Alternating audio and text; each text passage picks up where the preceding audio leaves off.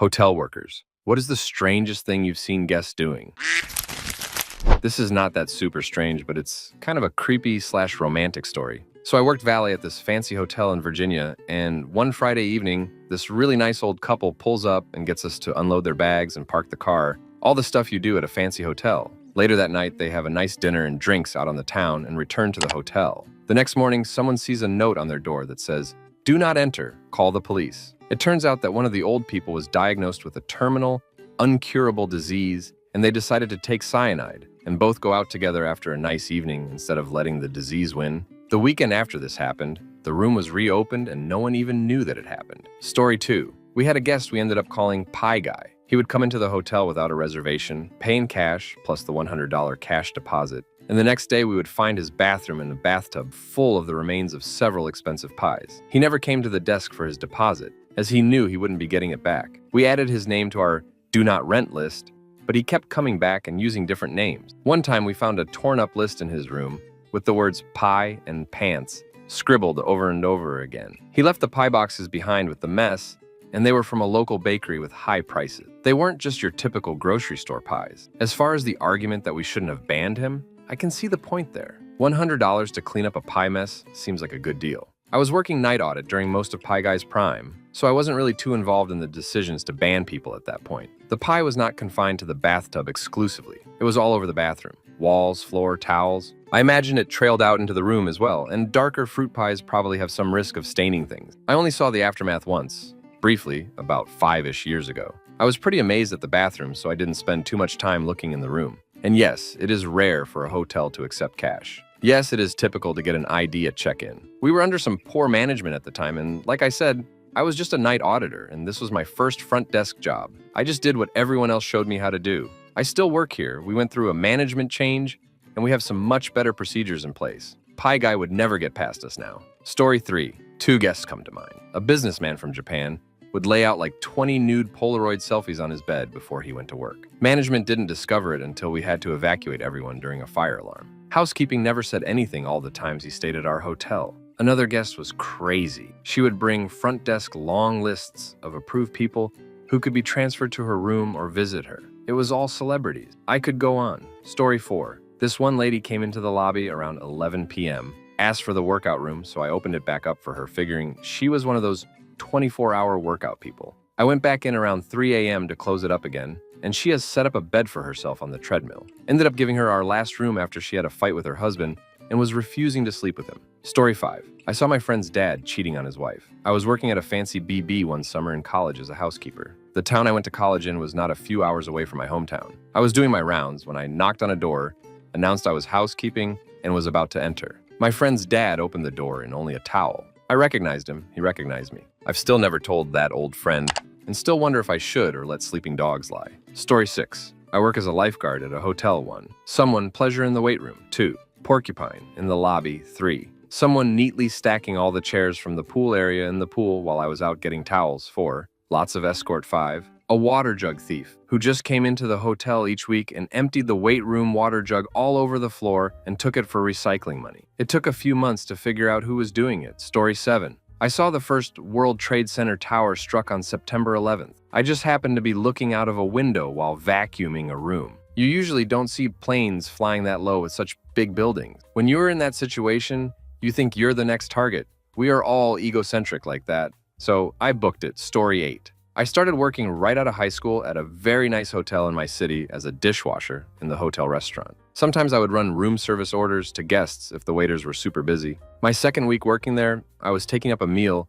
to the 3rd floor of the hotel just before the kitchen closed. I get off the elevator and I immediately heard faint moaning from the other end of the long hallway, but I ignored it at first. I delivered the food to the room right next to the elevator I came out of, and the guest told me she heard loud screaming minutes before I came to the door. She seemed worried. As I was about to get back on the elevator, the moans continued. I looked towards the end of the hallway to see something on the ground next to the ice machine at the very end of the hallway. I walked over to see what it was, and I find a man dressed as a woman, wearing a blonde wig and wearing a short red dress laying in a pool of vomit while moaning. The strange part about it was that the dress was pulled up and this person had one of those Nature Valley granola bars shoved, where me couldn't comprehend the situation. So I immediately went downstairs and told security, and I went back to the kitchen. About 20 minutes later, paramedics arrive and take the lady man away. Never did find out any more about that person. That whole ordeal is still a mystery to me. Story 9. I've got a few, but this is the best.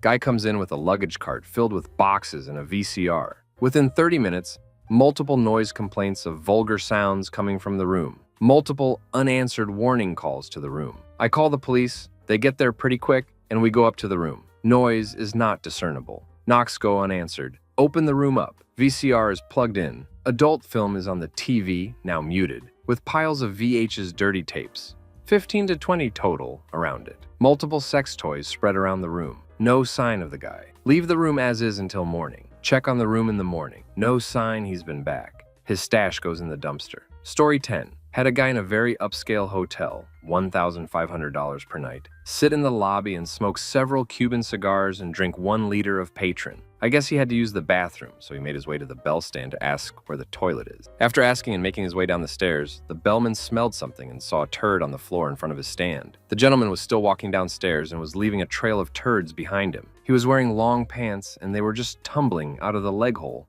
every few feet or so. He made it to the bathroom and proceeded to smear his crap-ridden mess all over the walls of the stall. He left the mess and his pants for housekeeping to clean up. Once presented with the bill for cleaning the next day, he threatened to write a bad review. Since he was a hotel critic and all, he was blacklisted and never got his pants back. Story 11. Once, a stoned AF guy walked into the lobby at midnight, picked up a decorative rock, walked around the perimeter of the lobby, and then put the rock back. I worked nights, so I got to see all of the drunks. The wildest drunks were the folks in town for a sheep farmer convention. We also had this super friendly escort hang out a lot. She was an overweight, middle-aged black lady. Her clients were always super nice, and they always looked like they were having a great time. She once told me, "Honey, you're a tall, beautiful girl, and anyone tells you aren't." Story 12. I used to work as a server at a high-end restaurant at a hotel in Los Angeles. So many weird people both in the restaurant and staying at the hotel. Aside from typical celebrity drama, inane and specific demands for service like don't look me in the eyes and don't have any Mexicans drop off my food, serve my water in your sommelier wine glasses, there were a few incidents I'll never forget. There was the middle-aged couple in the back of the restaurant who thought it'd be cool to get to third base at the table.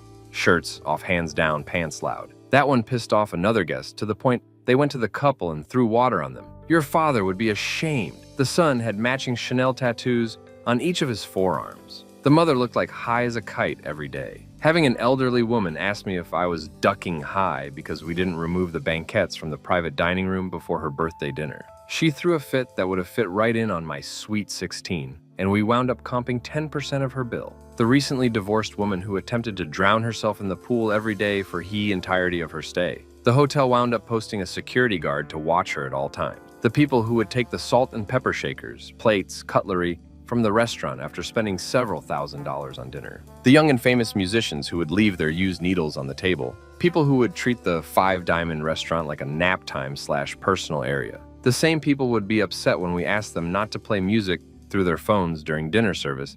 I thought this place was all about quality service. A CEO of a large TV corp who would ask to have a tray of cookies sent to the room every night. She would chew every one of them, only to put them back on the tray. Oh, and lots of escort. Lots. Many more stories, these are the ones which immediately came to mind. Story 13. While we had a wedding on in the function suite, the manager got called through to the restaurant to deal with a woman who was shouting and refusing to leave. She was wearing a dressing gown and wasn't making a whole lot of sense. The manager finally calmed her down and managed to escort her to reception. While she was sat in reception and the manager was trying to ascertain whether she was a guest or not, she started making strange moaning sounds. The manager asked her if she was okay, and she replied, very matter-of-factly, "Oh yes, I'm just finished." She proceeded to piss herself and was escorted away by police. Fun day. Story 14. Obligatory. Not a hotel worker, but when I was in high school, my youth group went to a conference in Florida. One of my friends worked at Subway at the time. While we were unpacking in our room, I saw him take out this folded cardboard thing and unfold it.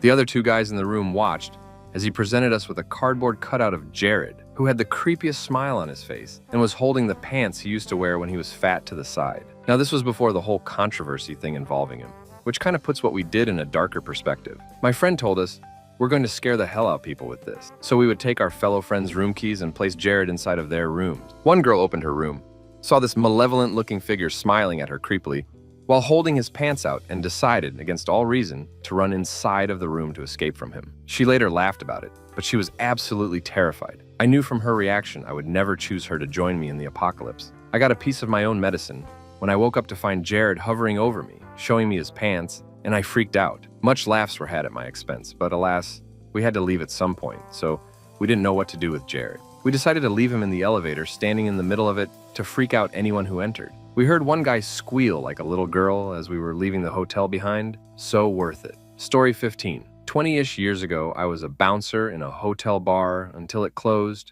then night security guard. Several crazy things happened during my time there. You get lots of sex requests if you are decent looking working 3D shift at a hotel. I didn't know any of this until afterwards. Couple visiting from out of town, went out to bar, came back to their room when it closed, with another guy in tow, drinking friend they met at the bar. They drink the alcohol they have in the room, and the man of the couple leaves to hit a liquor store. He gets back to find, no big surprise, his girlfriend and their new friend having sex on the bed. He freaks out and starts kicking this other guy's ass, throws him out of the room. He comes down into the lobby about the time the front desk has had several calls about a lot of screaming. Guy is all bloody, said we should call the cops. Night auditor calls police, and I go up to their room. They're still screaming. She is hitting him and he has slapped her at least a couple times. I push them apart and try to calm them down. He takes a swing at me and I push him hard to the ground. He starts coming at me with more focus. I'm a big guy, 6 feet 4 inches and probably 240 at this point. In great shape. He has 5 to 6 inches on me. Decent shape, but is also fairly drunk. We fight. I am somewhat bruised up from hits, but he took the worst and I have him pinned to the floor. He is crying and starts telling me what happened. I am feeling somewhat bad for him as he was going to ask her to marry him on this trip. The police come and get him. I say I'm not pressing charges, knowing he will have others put against him anyway. They take him and I go about my night. Come into work the next night and the auditor tells me there is an envelope waiting for me. I open it up and find a pretty honest apology from the guy I fought. 3 $100 bills are also in the envelope. That is great as I make not much above minimum wage. Auditor tells me the rest of the story. Dude is bailed out. He comes back to the hotel to get his stuff, but leaves his girlfriend there. Room is paid for that day, but that's it. He cancels her plane ticket and flies home, leaving her several states from home with no money. She apparently has somebody wire her money for a bus ticket a couple days later. Probably not her favorite vacation. Story 16. Former hotel maid here walked in after being told to come in on a woman ducking a man on a bed where they had replaced the hotel sheets their own Twilight-inspired sheet set. Story 17.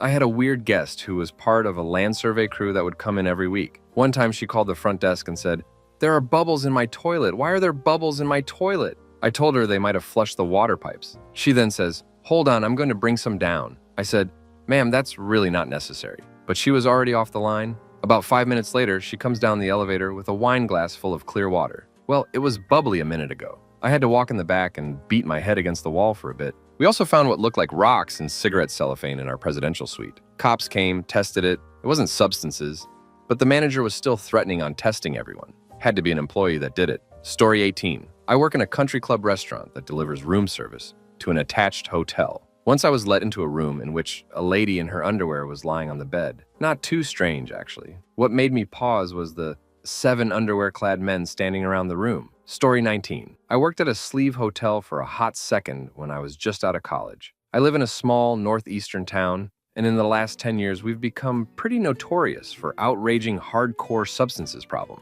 This particular hotel had a bar attached, and it got pretty rowdy on the weekends. Oftentimes, the drunks and weirdos would score substances and slash or get completely crafty at the bar, and opt to stumble up to the front desk and rent a room at stupid o'clock in the morning. Nearly every weekend, the same couple would do this and get into a pretty loud domestic dispute about something or other, and it usually ended in them having crazy loud, obnoxious sex you could literally hear from a floor above or below them. Obviously, the front desk would get crazy noise complaints, and I would end up calling the cops on them nearly every time they stayed, to the point where the officers responding and I got to be on first-name basis. Unfortunately, this sleeve hotel was owned and run by an equally skeevy woman who was some good friend of the man, and she basically told me that I was not to be calling the cops and harassing them while they were the hotel's guest anymore. So fast forward to the next weekend, The same couple rent a room at like 3 a.m., and they're not even in their room a whole hour before I start getting noise complaints from literally 2 floors below them. Only the lady who calls the front desk to complain sounds pretty panicked. She tells me that it sounds like a woman is screaming bloody murder, like she's being stabbed to death. I call the cops, and as I'm on the phone with the dispatcher, I check the security cams to see the man literally covered in blood running up and down the hallways in this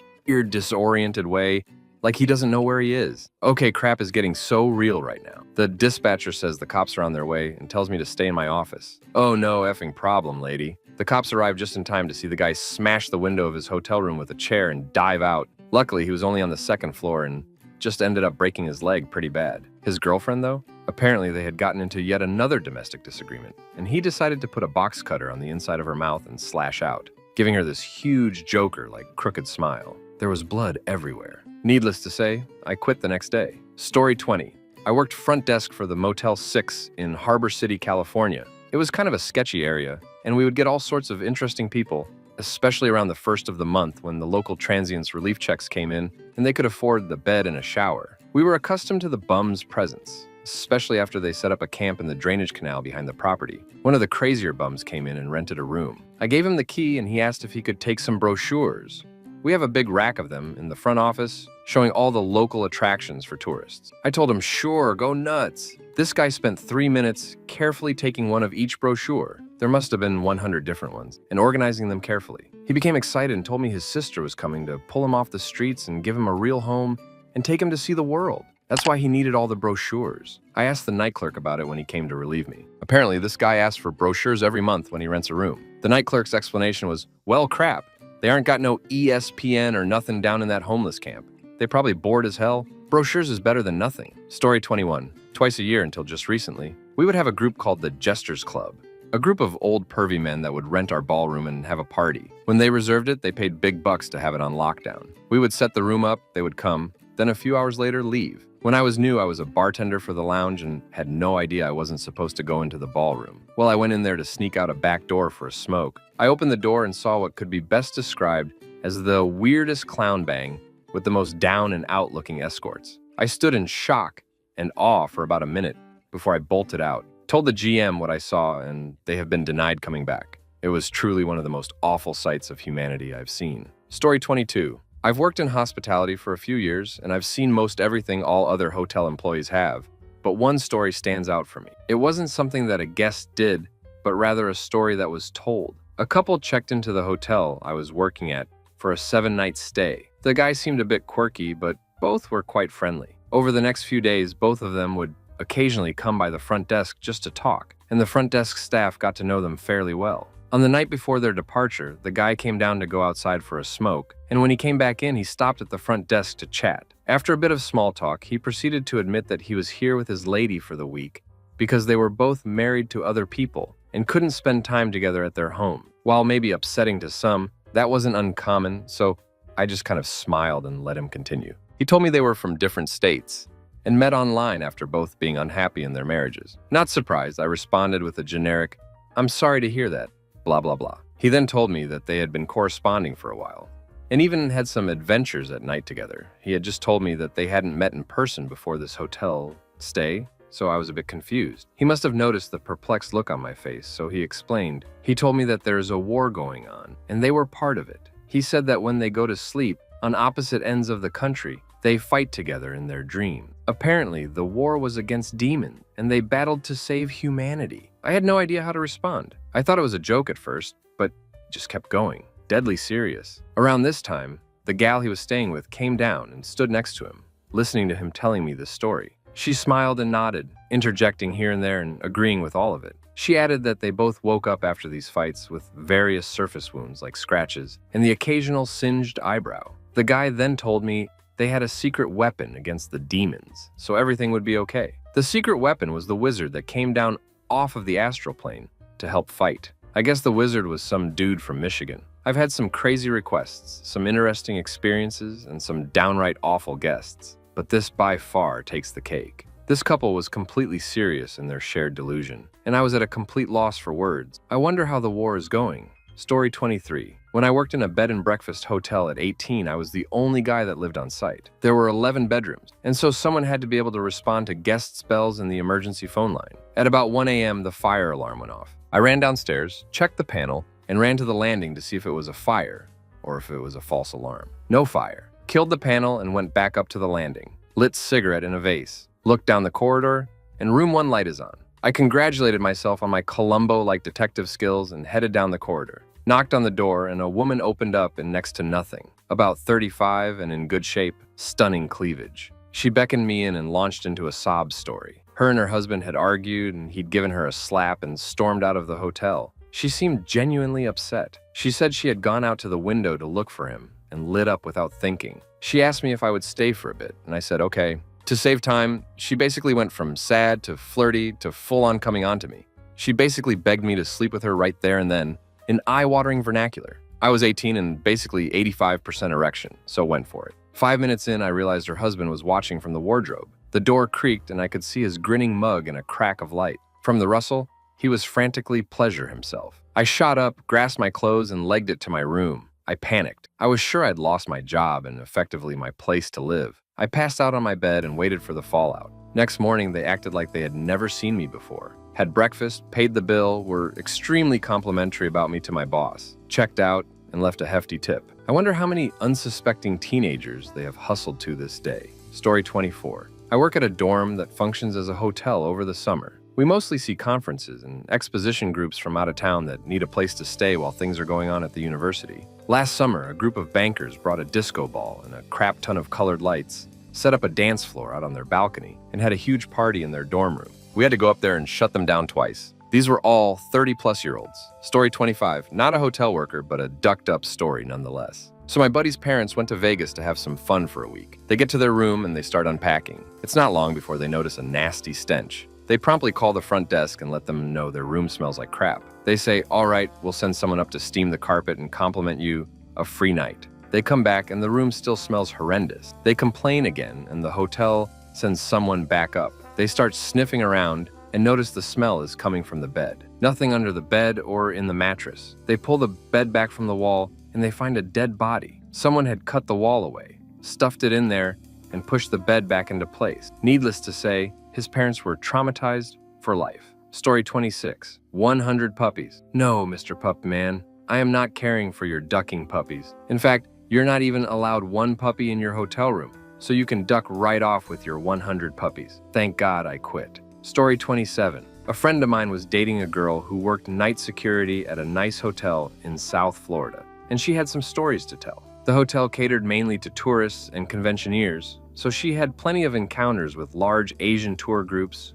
furriers, drunken businessmen, and professional athletes slipping in with their mistresses. But the most baffling incident was the flamingo incident. One evening, a 40-ish Middle Eastern-looking man checked into a room. In this hotel, once you got your room key, you could use it to access a few side doors that exited into the parking lot. As she was doing her rounds of the building, she saw that he had pulled up his van to the side entrance and was using the door to bring his luggage to his room. Not unusual, but 30 minutes later he was still at it. How much luggage did one person need? The man had reserved a room for 2 days. He put a "Do Not Disturb" sign on his door, and no one ever heard so much as a peep from him. After the 3rd day without seeing him, they unlocked his room and were shocked at what they found. There was no sign of the man or his luggage, but every square inch of the room was covered with plastic flamingos. Every square inch. The bathrooms, the beds, the countertops, you name it. They were lined up along strips of tape that had obviously been measured out and set up with great care. There were so many flamingos in the room that it seemed impossible that anyone could have moved around inside, so how he had left the room was a mystery. Things got even more mysterious when a subsequent review of the surveillance tapes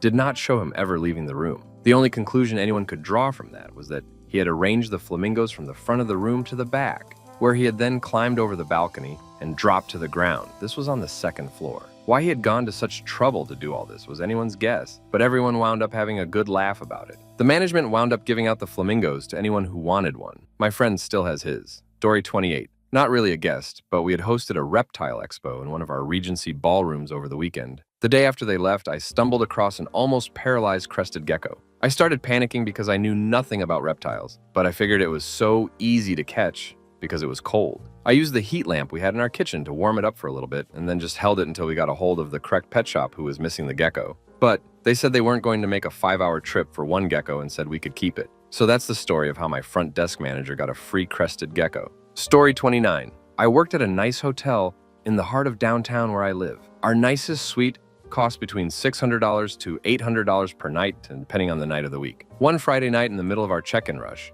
a nice couple came to the desk. They looked late 20s-ish. Part of our routine is to ask the hotel guests what brought them to the area for their stay. Completely straight-faced, the lady replies, "We are here to conceive our child." I tried not to make a big deal out of it and move on, but I was shocked. Later that night when we had turned down service, the couple declined, which isn't terribly unusual, but still put up some red flags. I wasn't there for checkout, but heard it went smoothly without any interesting remarks. Later that day, when housekeeping went into the room, they had left a mess all over the room. It smelled like rose fragrance oil, and it was dripping off the wall. When they looked closer, the housekeepers noticed the oil was rubbed on the wall. These were streaked all over every wall in the room. The mirror, the tables, the windows, everything you can imagine. The oil left a shiny mark on the walls that wouldn't come off no matter what they tried without trying to strip the paint. They had several of us look around the room because they kept finding oil crosses they had missed. The most awkward part was calling the couple that afternoon and telling them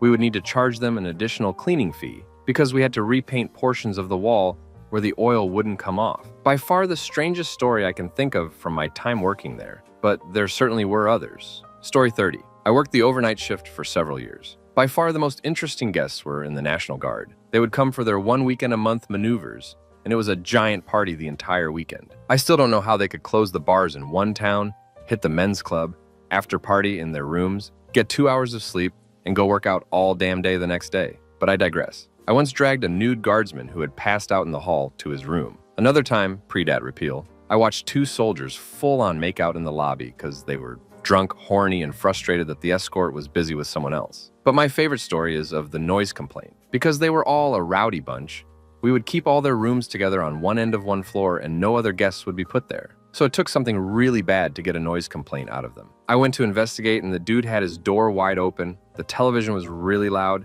and he was furiously pleasure himself it in full view of the hallway with his back to the television. I told him to turn down the volume and I closed the door. Minutes later, he had it reopened and I went back to tell him to keep it down. I walked in the room and that's when I noticed that the TV was showing a really bad 80s style adult film. He wanted everyone to know he didn't like it, so he was keeping the door open so everyone could see he wasn't watching it while he pleasured himself. Story 31. 2 girls in their early 20s were hanging out barefoot in the lobby in their pajamas, taking over the chairs and sofas. They kept loudly complaining about being broke, having nowhere to go, and wanting to drink and meet cute guys, basically hoping someone would come hit on them. They weren't completely unattractive, but they were obnoxious. Also, European, I think. Some accent I didn't recognize, seemed high on something. Asked if I worked there, was there for an interview actually that day, and were hitting on me. And I basically gave them a runaround, and in my interview asked them what the heck those girls were doing and why they didn't kick them out of the lobby. As they were there for the whole 30 minutes, I was waiting for the interview to start. Eventually, the girls got bored and went back to their rooms to have some friend time alone. Invited me to join if I came up with drinks and a pizza.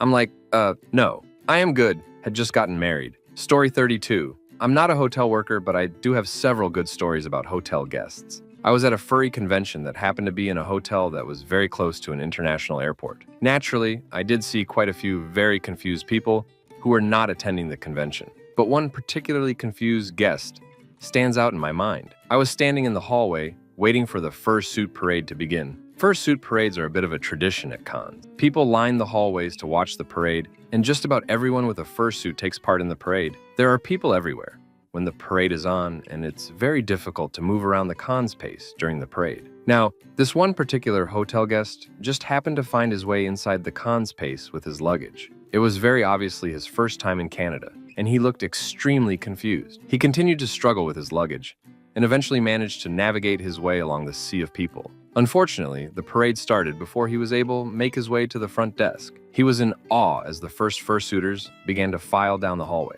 He stood there looking around frantically at the line of fursuits as they walked past. He didn't even really move except to awkwardly glance around for a way out. When the parade was finally over, he looked up at the fursuiter beside me and stared quizzically as if he was trying to determine if what he was seeing was real. The fursuiter noticed this and glanced over after a few awkward moments of silence. He tilted to the side, looked at her, and said in the thickest Indian accent you can imagine, "Ah, very good," before hurriedly dragging his luggage back outside. I'll never forget you, little Indian dude. Story 33. Not a worker, but still a pretty good hotel story. I was in a group when I was 14 called Squires. It was a youth version of Knights of Columbus. We stayed at the Hilton in Springfield, Illinois for our convention. At the same time, there was a little people convention as well. Well, our young, dumb teenage selves were obviously ecstatic over this. It was the coolest thing ever. We had a fart machine with the wireless remote control. Josh and I get on an elevator along with 5 little people. Now, at the time, him and I were both about 6'3". Add that with midgets and a fart machine and elevator, you have made a very uncomfortable situation. So, they get in and press the top floor button, which is a bar. This hotel is a 30-story building. Once we took off, Josh says, "Damn it, I left my key card with Brett in the lobby, and I have to go to the bathroom bad. We will have to just ride back down and get it." So, the elevator ride is nothing but him pressing this fart machine and him apologizing the entire ride, faking total embarrassment, grabbing his stomach, the whole 9 yards. After what I'm sure felt like an eternity to them, we finally get to the top. As the last little dude is getting off, he uses his weenie to press all the buttons for remaining 29 floors in like 3 seconds. I've never seen anyone's hand moves as fast as his did. He screams, "Have a nice ride, duckers.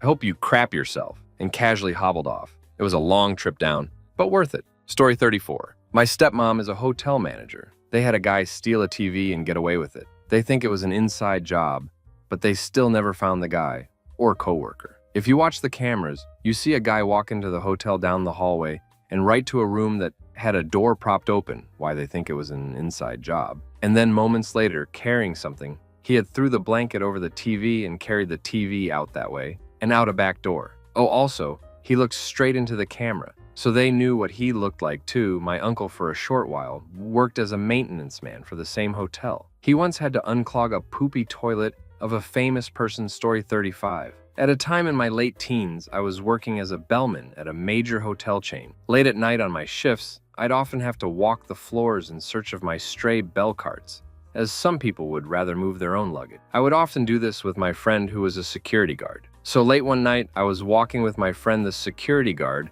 on one of the top floors of the hotel. As we were talking, we rounded the corner when we see someone dart out from the ice machine alcove on the far end of the hall. My friend, the security guard, immediately runs after him, and I follow close behind. As we approach the dead end of the hall, we notice someone hiding behind the recess of the wall into the last set of rooms on the floor. The man steps out, and we see quite possibly the strangest getup I've ever seen on a man. He was wearing a short, see-through nightgown, complete with fishnet stockings and high heels, and makeup. He immediately apologizes and runs to his room 3 doors down. How he was able to run so fast in high heels, I have no clue. Makes me wonder if he's had practice at that before. Story 36. Many weird stories. A guest called the cops on me, claiming I was assaulting him because I told him we couldn't extend his reservation. Saw a guest with mental disabilities walking around with only a bra on to cover her top half. A guest brought in a bed bug, an adult one, still in the jar. And my personal favorite was when a man and a lady of the night got it on in their car in the parking lot. Only problem was it was midday, and they weren't even staying at the hotel. When I went to the car to tell them to vacate, the man and woman, both in the back seat, swore how they were merely having a discussion. Only problem with his logic was his pants were half down. Apparently, this wasn't the first time this woman has stopped by. Every time a different guy. Also, there's a guest who frequents, always giving different names and info, always paying in cash, always alone but leaving a key for her man, and always a different male. She is friendly, but man, it can't be relaxing paying for a full night and only using 45 minutes. She must be a really light sleeper. Bonus, while at Hot Topic, a man used to call daily asking to speak with a female worker about the selection and proceed to pleasure himself while speaking with her. It was like a roulette wheel spinning to hear if you had someone pleasure on the line or not. Story 37, depending on your definition of strange. Once I was going up to a room to deliver some items to a guest, and I walked past a room with open curtain. In the bedroom in the back, I could distinctly make out a woman standing, but bent over, completely passed out on her ironing board. Maybe we were out of rollaways that night. One of the worst guests I ever experienced in my 3 years of hoteling was an old demented veteran. At check-in, everything was normal. A few minutes later, he came back down from his room and went out toward the pool area. Then he came back and fell off his artificial leg in front of the elevators. He just lay there in the floor, bleeding a little. I grabbed our wheelchair and helped him up and pushed him back to his room. then went back to the front to fill out an incident report for when he inevitably blamed us. Instead, I got a call from room service saying they were being harassed by a guest. So I called the room, and it was the veteran. He explained to me that he lost his leg in the war, and that was all, just sometimes. We've also dealt with a few people who passed out in the bushes around the hotel and were spotted by concerned guests, but I figure that's pretty normal by hotel standards. Story 38. Well, I currently run a small airport hotel and we got a lot of crap. There was a day early on in my career where a guy checked in, left a $100 cash deposit, and was in the room for about 5 hours. He stuck his head in the office 5 hours after checking in, said, "I'm out, see you next time," and ran off. We later found that he had literally cut the bed in half, torn every towel, sheet, blanket, and curtain in half, and spent a good amount of time pulling up the fake wood plastic flooring tee. Ended up finding sex toys in extremely poor condition along with a small stack of adult film, and crap wiped all over the bathroom. Floor, shower, sink, under the sink, on the ceiling. We tore the room apart and now use it for storage. Story 39. I worked the front desk. We had a family with 2 girls check in and paid cash for a few nights. There was something about the adults. I couldn't quite put my finger on what it was. 2 days later, they hadn't paid for another night, so we tried to remove them. We ended up calling the police, which caused the family to flee. I went with housekeeping to check the state of the room, and it was trashed. But what will always stick with me was what we found littered around the room. Little girls' panties with blood on them. The kids with them were maybe 5 and 8. It creeped me out, made me sad. Not sure if they ever found them, but I hope those girls are okay. Story 40. We always had Fox News on the TV in the lobby. One day, a guy came in who looked exactly like Sean Hannity came in. I looked up at the TV and saw that Hannity's show was on, but he wasn't there, and looked back at this Hannity sequel fellow. A lot of weird stuff happened, but the gist was he was convinced that someone from Idaho was going to hurt him. At some point in the evening,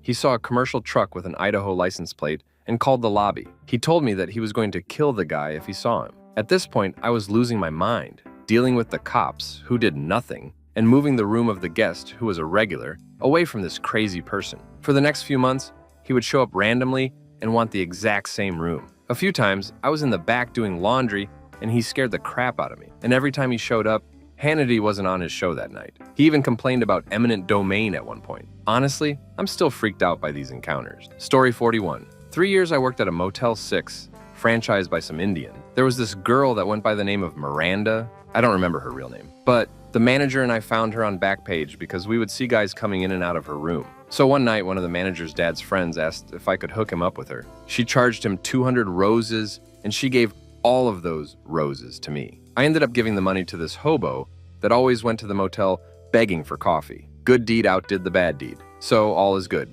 Story 42. Not seen doing, but the result of a guest. It was my second day of housekeeping, and we get a call from front desk to go check out this room on the 3rd floor, that it needed to be cleaned. There was pizza everywhere. So okay, we go up there since we have like 4 other rooms to do, and the housekeeping manager tells me to go into the room and just throw the trash away, and she'll come in to finish cleaning it. There was pizza on the floors, the walls, in the closet, the table, the bedstands. There was spilled soy sauce in the nightstands and the dressers. There was this weird yellow chunky vomit that looked like they ate rice and pizza and threw it up in the sink. The toilet had a weird pink goo on it. I threw as much away as I could, and we had to get the poor maintenance guy to come take care of everything else. It was so bad. The whole hallway smelled like pizza. I smelled like pizza. And it wasn't a good pizza. It was like sad vomit pizza from the dumpster. Humans are disgusting. Humans are so disgusting. Story 43. Not a guest and not really weird, but still a lot of fun. When I was a teenager, I worked at local hotel. One time there was a big change in hotel management, and the new GM they brought in just happened to be a very attractive, long-legged blonde woman. Since she was Newtown, she was to stay at the hotel until she found her own place. One day, I'm sent down to her room to drop her dry cleaning off, and after a couple knocks on the door, no answer. My instructions were to enter the room with my keys and leave it in the bed. Through some cosmic duck-up, she doesn't hear me knock. I walk in and she comes walking out of the bathroom fresh from shower and bare naked. This sounds like a plot from a movie, but me turned red, dropped her clothes on the floor, and ran. I was convinced my employment would soon be over, but it never came up. And she was a professional, treated me just like everyone else the rest of my time there. I close my eyes and I can still see her. My first live in person, naked 40-year-old woman. Story 44. Someone in Germany had to clean up after my dip crap of a father-in-law. You see, Phil was sent by ambulance to hospital after getting a bleeding stomach ulcer due to 20+ years of very heavy drinking. He was in a respirator for a week and crap, And when he woke up, he decided that the best thing to do was to go to Ducking Germany and buy booze. So off he goes with a friend or two. One day, he doesn't show for breakfast, then for lunch, so they call the hotel staff, go up and open his door. Q-Dip Crapfill lying in a pool of blood, having vomited blood everywhere. Carted off by ambulance again. Spent a week in hospital in Germany, was released, disappeared, and was reported missing to Interpol for a while.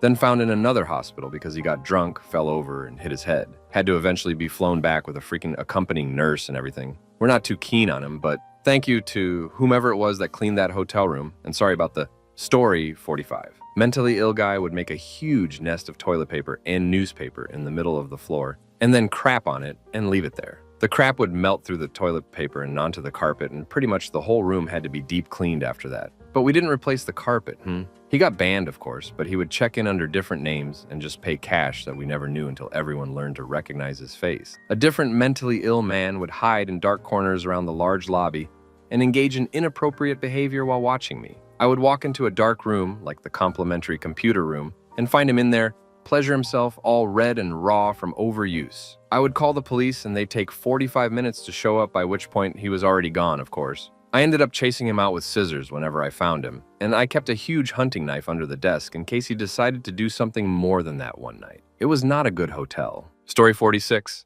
We once had a couple check in at reception and they were given a park and display permit for their car. The hotel only had 3 car parking spaces, which are usually reserved during booking. Others have to park on the streets around the hotel, displaying the permits which are provided at cost by the local council. About 40 minutes later, the husband comes to reception shouting and complaining that he's received a parking ticket and the permit he was given was obviously no good. We couldn't understand why. There was no way the permit wasn't valid. We asked, did he display it in the window as we had told him to do? He said, of course. He put it in the window as soon as got upstairs to the room. That's when we realized he'd put it in the bedroom window and not the car window. Still makes me laugh to this day thinking about that one. Story 47. I work at a small inn with 11 rooms. We had a guest come in, pay cash for the night, and refuse to leave. He lost his key fob to get into the hotel. Desk is only manned 8 a.m. to 10 p.m. and decided to break into the restaurant next door via the cellar door and defecated on the staircase, went through the employees' lockers and stole some of their clothes/drawings, and then broke into the hotel via our shared kitchen. Our housekeeper discovered the drawings the next morning in his room, that with camera footage, linked him to the poop. He also went to the local dive bar and threatened to hurt the head bartender 3 nights in a row. Cops finally picked him up after him staying here for 5 nights after repeatedly telling us that they couldn't hold him for anything. His family came by and picked up his possessions and paid his bill in addition to the damage he had done to the room. Last, the police told us he had been put in a psych ward. Story 48. While a couple friends and I were staying in a hotel in San Francisco for a week, we got caught smoking in the room on the first night we were there. Then we decided that since we already got caught smoking and would be charged with the smoking in the room fee, what's the point of stopping? Yeah, we got caught like 5 other times, and the fee went from $250 to over $1,000. Story 49. I have 2 stories that come to mind. It was my first delivery as an in-room dining server, and I knock on the door of a ripped black guy in a purple kimono. What I hear is a shower and a bunch of happy moans. I ignore it as best I can until I look in the mirror, which shows the TV hardcore film. I look the man dead in the eyes and try to act as casually as possible, but this guy is looking me dead in the eye, staring deep into my soul. I left with $1 tip. Another guest we had was banned from the hotel because his cleaning fees were consistently too much to warrant hosting this guy. This guy was married and would occasionally bring his wife. He would rack up $1,000 plus in adult film each stay. When his wife wasn't with him, he would hire upwards of 3 escorts per night. The ducked-up thing is that just about every surface of his room had to be disposed of and replaced with brand new item. Every surface. Story 50. When I was 20 years old, I worked at a hotel that was hosting an NHL alumni gathering in the largest conference room available. My job was to clean up after them. Fun times. 3 former players stayed in the room to drink all the booze that was left, and no one sober stayed behind to watch them. I tried to kick them out at midnight and was politely told to come back in an hour. At 1:30 a.m., I started cleaning up around them. The table they were sitting at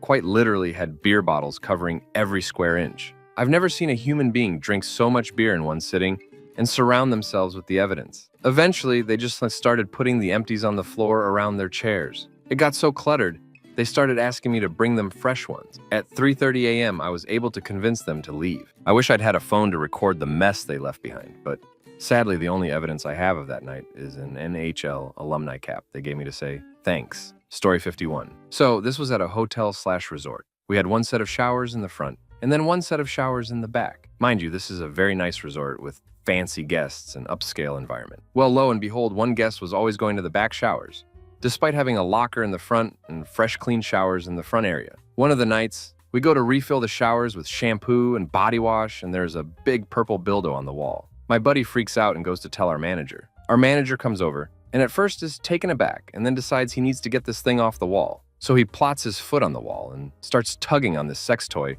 remove it from the wall, but can't get it off. He is do this thing, and we are standing back laughing. Never will forget that moment, or look at that guest ever again. Story 52. I work at a luxury boutique hotel, and we had a guest put a false name and credit card down for a room. The room was $500 per night. He was seen with 2 male escort multiple times and do substances in his room. He left the next day with a trashed room, empty minibar, and no money to pay for anything because the card was false. Somehow my boss managed to get his passport and scanned a picture, so this guy will never be returning to our hotel. Story 53. Was manager/receptionist in a small hotel in the base of the Aconcagua mountain. It's one of the 7 world summits, so we have a lot of climbers in the summer season. Since it's such a difficult challenge, we would normally get people coming down from the mountain with broken legs, lung problems, you name it. So around 1 a.m. I get a ring on the door, and it's the Army rescue body with a passenger that they had rescued, asking us to give him a room. He looked well at first, so I gave him a room. An hour later, one of the guests told us there was a strange smell coming from that room.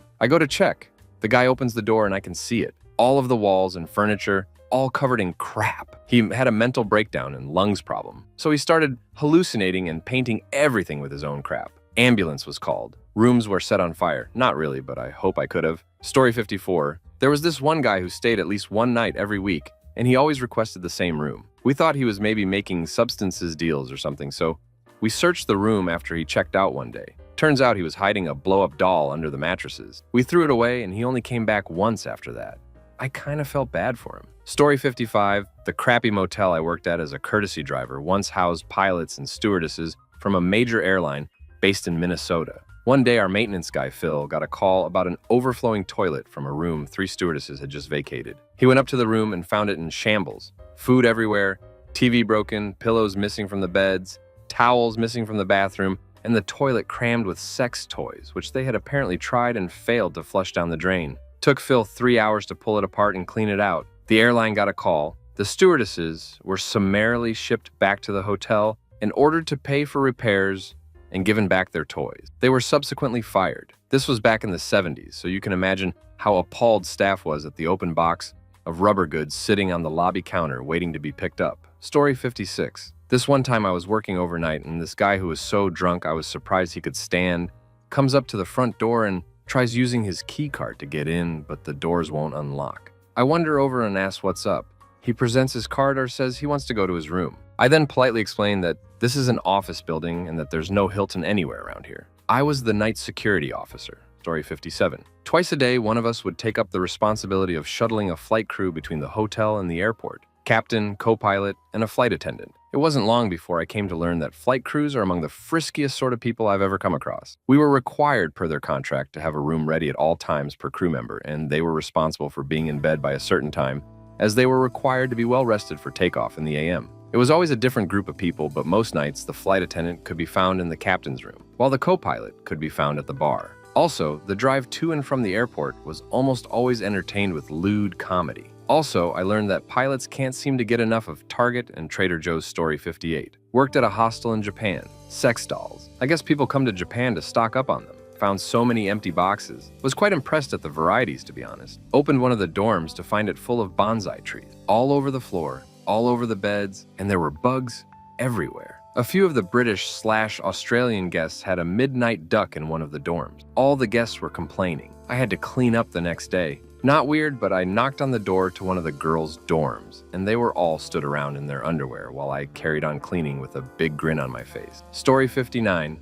Boy, do I have endless stories. I worked at a 1-star hotel in the ghetto. From the escort taking promo shots to cops playing hide and seek with the addict in our hallways. You name it, it's probably happened at my hotel. Story 60. I worked valet at a hotel, and one night as I was heading down the stairs of the garage, After parking a car, I caught a woman with her pants down, literally. It took me a few seconds to realize that this lady had taken a massive dump all over the stairs. I'll also grossly add that it wasn't the very solid type. Shocked by my sudden appearance, she looked up and quickly asked me where the bathrooms were. I informed her and she pulled her pants and ran off in their direction. Never saw her again, but the carnage she left has scarred me for life. I also had one drunk couple arrive really late to check in, and the lady threw up inside the car all over the cup holder area. The guy didn't even bat an eye and handed me the keys. Don't worry, we refused to valet his vomit mobile. Story 61. Back in college, night shift front desk worker. Kept getting calls several nights in a row about a noisy cat. At first I was annoyed because there wasn't anything I could do about an annoying stray. Finally got enough calls that I told the manager about it. Came in one night that day, management worked the desk and got irritated enough to go check it out. Turns out we had repaired the ceiling in that room and walled a kitty up in the ceiling. Had to tear out part of it to get it out. That was one very happy, hungry cat, and one pissed manager. Story 62. I worked as a front desk lead for a particularly upscale hotel brand in the cities. Film an adult film, although it's fairly common at upscale hotels. A famous individual get drunk and urinates on our elevator. An entire MLB team came in wearing nothing but shoulder pads and Speedos/man thong. High-end escort fights. Guest calling the cops because we couldn't check her in because all 5 of her cards declined. This was particularly funny as she actually did call the cops, and when they showed up, she caused a huge scene and was arrested for disorderly conduct and possession. He wasn't even a guest. A homeless man found his way into the lobby bathroom, and I discovered him in a life-threatening state, and that barely scratches the surface. Story 63. I worked as an innkeeper for about 9 months when I was 26. People are so weird. I didn't see these things take place, but witnessed the aftermath one. We had a well-known retired judge stay with us fairly regularly, even though he lived in town. One morning after he and his wife checked out, I went into the room to clean and found that the antique hand mirror was smeared with poo. Was he watching the crap come out? 2. Had a completely normal-seeming couple stay with us who left the bed covered in blood. They didn't say a word about it when they checked out. Hey, FYI, tons of blood up there. Just so you know, we charged their card for the damage. Story 64. Back in the early 1990s, I worked overnight security for the Ramada Inn in West Hollywood. Hotel death were a real thing. We would go into the rooms on Monday afternoons with the sheriff for guests who didn't check out. I saw and stopped 2 dudes ducking in the laundry room and had no idea how they got there, as it was behind locked doors. I escorted drunks out of the building just about every Friday. Some big guy tried to grab me on the elevator, and I clubbed him with my 8-cell maglite. Aside from me, the other person who worked overnight who was very professional in front of the guests, but then would rip on them once they left. Good time. Story 65. So my first night working, I'm being trained with this other lady, and I'm about 10 minutes from clocking off when I look in the security camera for the hot tub and notice that a lady and a black guy are just walking in there. Didn't really think anything of it since we had checked them in when I see the lady take her top off. At this point, I tell my coworker, and she goes, "Oh, hell no," and storms in there. We walk into a wall of steam and this itty-bitty lady totally riding this huge guy. They see us and are completely unfazed by us and keep going. The sex in the hot tub wasn't the strangest thing I'd seen.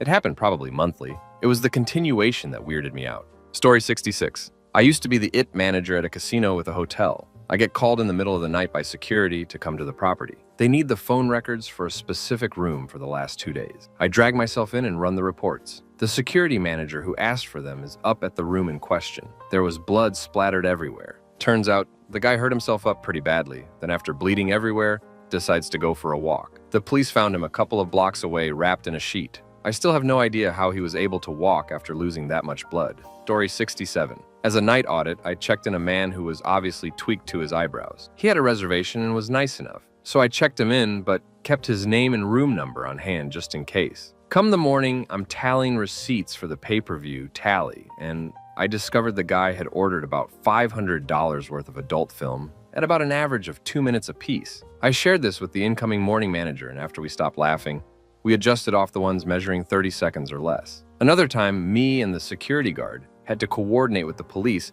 to catch some kids stealing manhole covers while drunk. Story 68. Worked in a cheap hotel in northern Mexico some summers when I was a kid. One day, a group of 30 to 40 men checked in at once and spent the day admiring the most common of hotel appliances like elevators, keycard doors, air conditioning, etc. It was fun watching 40-year-old men riding up and down the elevator and trying to create a Facebook profile on the lobby's computers. It turned out that they were from a much poorer part of Mexico and were on their way to cross the Rio Bravo illegally. We wished them the best of luck and sent them off. Story 69. Had a guest come down at 4 a.m. telling me when he woke up to put his glasses on, he noticed on the wall the words, "I'm watching you," written. I went with him to take a look, and it seems someone had written it with some invisible glow in the dark pen. He knew it was a joke, but still wanted to switch rooms. Story 70. I was basically the bellman of a hotel as a summer job during college. We had a couple always come in once a month and request a corner room on the top floor. There was a night where I was sent up to deliver food to them, and they opened the door and I saw a sex swing hitched up to the ceiling. It took a second for me to register what I saw, and immediately started laughing as I walked away. Story 71. More crazy than strange. Was working the evening mod shift during a wedding. Bride runs in with half her wedding party behind her, screaming and cursing. Trying to control the situation, I asked her what happened. There was a guy on the 7th floor above the outdoor reception space that decided to piss off the balcony, and it went all over her and her mom. I couldn't stop them from pushing me out of the way and grabbing the elevator to his floor. I just called the cops. By the time they got to the hotel, dude was already knocked out in the hallway. Story 72. Not me, but I know. My mom worked housekeeping for vacation rentals, which were pretty much condos that were treated as a hotel. Back in late 2001, her supervisor contacted the FBI because a few of the rooms my mom had to clean had been registered to a couple of the men who were involved in 9/11. The FBI immediately came and questioned my mom for hours on what she saw, what was in the room, etc. They left behind a few things which get boxed in the lost and found area with the room numbers so that it can be found easily if they called. Included were flight manuals, instruction manuals, blueprints, and pictures. Story 73. The Hound from Game of Thrones had a rant consisting of many words, but mostly duck, as he was leaving the hotel. I was working reception and had checked him in the previous night.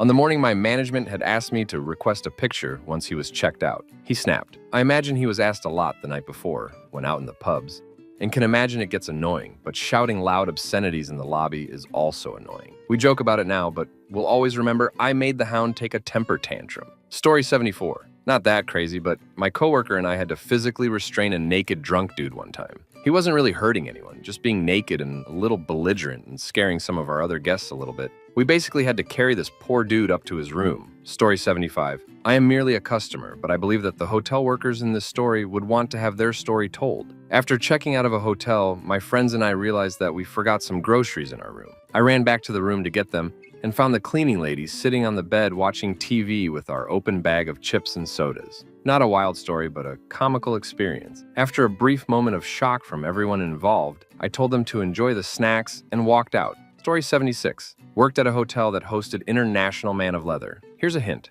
We only allowed guests from that group on property, canceled, moved, and paid for any other reservations in the system to not stay with us, and put up 20-foot blackout curtains at any window or entrance on the ground floor. It was advised to avoid the guest bathrooms and public areas of the hotel unless your job required it, and to watch where you walked and leaned on. I'll leave you to Google to figure out what I likely saw. Story 77. Had two guests check in, man and woman, completely normal. Hour or so later, the woman is in our front entry bay, grabbed a preteen girl, and demanding to know what she had done wrong. Kid takes off, and woman runs about 30 feet to the pool fence. I call the cops. Cops show up and have to rip her off the fence by her hair and hog-tie her in the back seat after she kicks out a window. Turns out, they were both crazy high of their minds and wanted in 3 states. People who work in hotels. What was the strangest thing you found in someone's room? Story 1.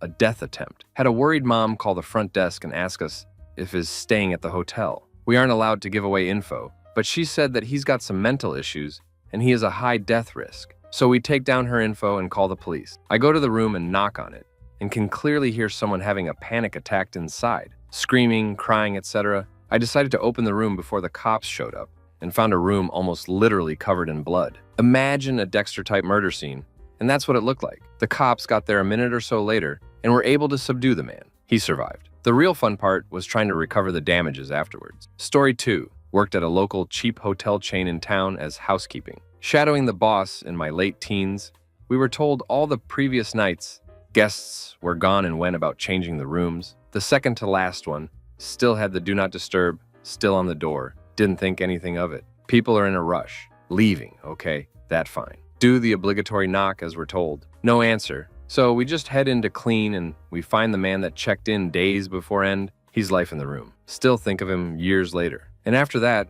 we were told to place Bibles in the bedside drawers of guests. Only being a teen, I didn't realize this was unfortunately common in places like that. Story 3. Sex toys, a lot of them, all under the bed in the metal box frame. Like I mean enough to start your own store. Also about used 50 syringes, burnt spoon. Story 4. I was delivering an in-room breakfast order to a room registered under a conference attendee for a fairly mundane industry conference. So I was expecting the meals for two to be for the Mr. and Mrs. I get to the room and find the door is propped open. There's a stack of cases of beer against the far wall, and the room is pretty trashed, all visible from the threshold of the room. I noticed 2 feet hanging off one of the beds. I knocked a couple times and announced myself. The order was called /rang in only about 20 to 30 minutes beforehand, so I figured they would have been expecting us. After standing there for an awkward amount of time and seeing no movement from the feet hanging off the bed, I peeked my head in a little more. I was 19 at the time and wasn't exactly trained for this scenario in the 2-week training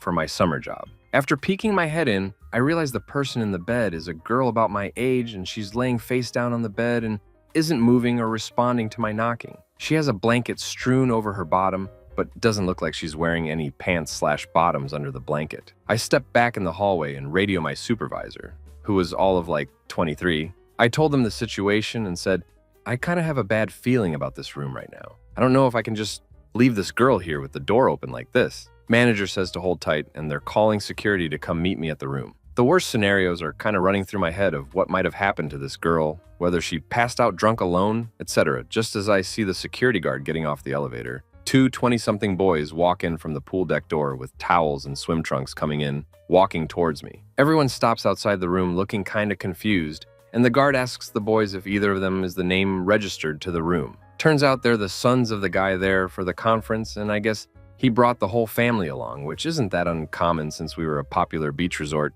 and it was over the summer. The girl is their sister, who they let sleep in after hard partying the night before at some of the local bars. She woke up when her brother came in and shook her leg, but was super hungover. And turns out she did have swimsuit bottoms on under the blanket. They all seemed totally oblivious to why there was a security issue with leaving the door propped open to their room full of beer and a passed out girl. The girl seemed so out of it, I don't even know if she was listening. Just got a grunt, essentially, and she signed the receipt for her parents. I dropped off the breakfast plates and quickly get the fuck out. A couple mornings later, their mom stopped by our restaurant in the lobby, where I was also a host, and asked if I was the girl who dropped off breakfast. I guess her sons pointed me out at some point since I was always working that summer. She thanked me for thinking of the safety of her daughter and calling security. She said she scolded her sons about leaving the door propped like that while their sister slept. She asked me how much the boys tipped. They didn't. And I told her not to worry since gratuity was included in all orders anyway. But she insisted on giving me an additional tip and handed me $40 cash. Probably not the weirdest thing in the long run, but it was very unsettling to find someone in that situation. Story 5.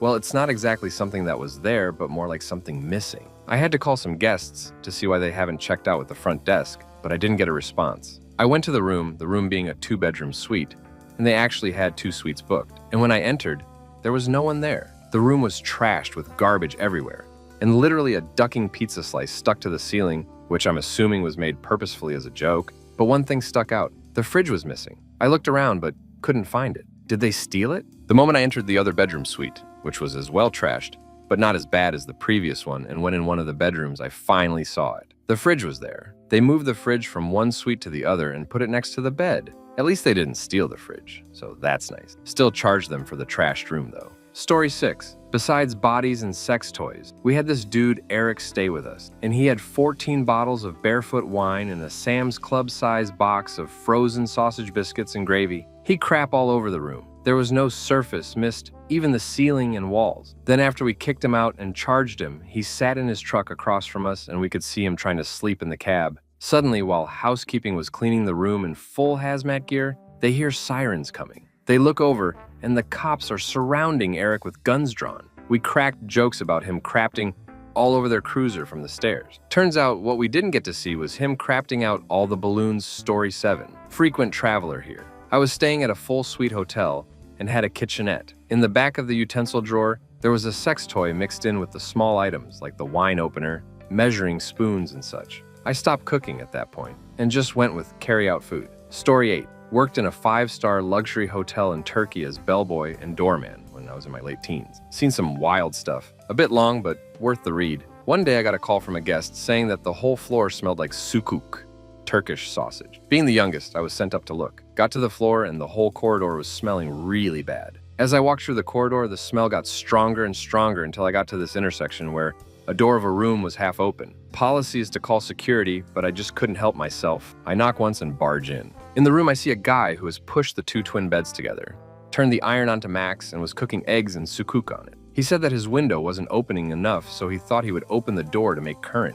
He didn't understand current. Top floor of the hotel had a presidential suite and master suite. Guy checks into the suite around 3 in the afternoon. Around 5 o'clock, a whole bunch of escorts, female and trans, show up every 30/45 minutes. This is by no means uncommon, but what was strange in hindsight is that some would stay, but most left immediately. Anyways, Guy checks out early the next morning before my shift starts. I get to my shift as doorman at 11 o'clock. Around 11:40 a.m., ambulance blasting sirens pulls up to the hotel, closely followed by police car. About 5 minutes later, one of them maids looking all dazed and bleeding in the head is rolled out of the hotel. I ask around and there's this air of secrecy and no one wants to say what happened. Finally, someone tells me that she had passed out in the master suite and hit her head. Seeing that more police had now arrived, I decided to go up to try and see. The suite door is guarded by police with masks, being Turkey. Of course, I sat with the cops for about 30 minutes, smoked a cigarette and told them how they could get lunch for free in the hotel employee cafeteria. Then I asked to see the room and the police way over enthusiastically start hyping me up for it.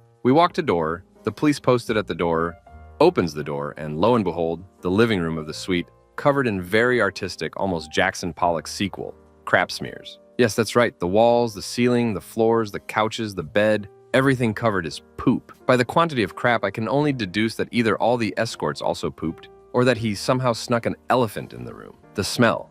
Oh my. The windows could not be opened, so the smell just cooked in the room. In the end, they quarantined the floor. They had to remove the windows from the panes to air it. I never know what happened to the mystery poop man in the end. I am sure he is out terrorizing more hotel staff. Oh, and once a client forgot/left a hamster or gerbil in the hotel Rolls Royce. That car is almost never used. Like 3 times in 1 year I was there. I only saw photos, but apparently when they were getting the car ready months later for a client, they found the rolls with the back seats clawed, chewed and pooped on, and a dead gerbil on the floor. Apparently when contacted, he said he bought it at the Animal Bazaar and forgot. Hotel work. Fun time. Never again. Story 9. This happened in the early 1990s. I was cleaning up after a guest who had checked out, and our manager made us count all the towels to make sure they didn't steal any. I was missing one towel, but I found it on top of the television. When I picked it up, something soft and pink fell out. I instinctively went to catch it, but it was slippery and dropped right through my hands. I looked at it and I was like,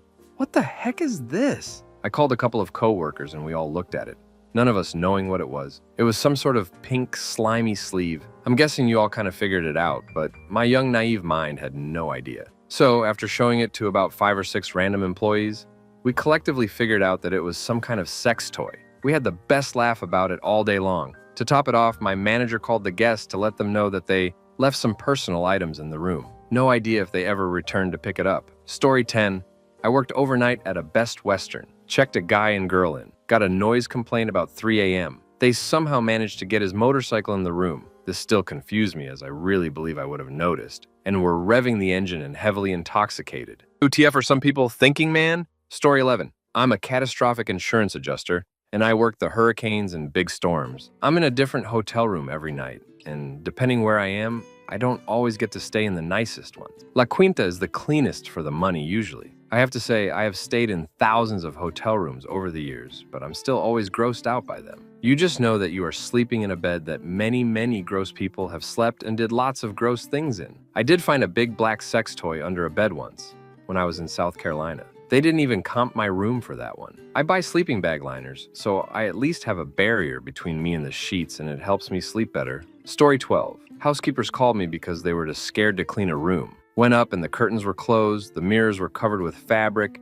There were a bunch of candles and symbols/odd tokens placed all around the room. The whole setup was strange, but hey, each to their own. Story 13. I'm the guy who leaves his luggage in the hallway to check under the mattress for signs of bed bugs. Has the room been smoked in? Does the toilet flush and the shower work? I'm not moving in and unpacking without a once-over. So after an 18-hour day of travel full of multiple airport delays and rental car snafus, I still look over this Hampton Inn room with my normal level of caution, knowing that I only have a handful of hours of sleep to look forward to before working with the nationwide corporate heads in the morning. The room is awash with ultrafine glitter, every imaginable surface. Yeah, we've all heard the herpes of arts and crafts line, but few hate glitter more than I do. I've refused to bring children's homemade birthday cards into my house for my own kids. They open it in the driveway, I'll admire it from a respectable distance, and then I make them throw it away in the bin by the curb while I lecture them about glitter. So that's the level of psychotic rage I'm channeling into a phone call to the front desk. I'm holding the phone with a wad of toilet paper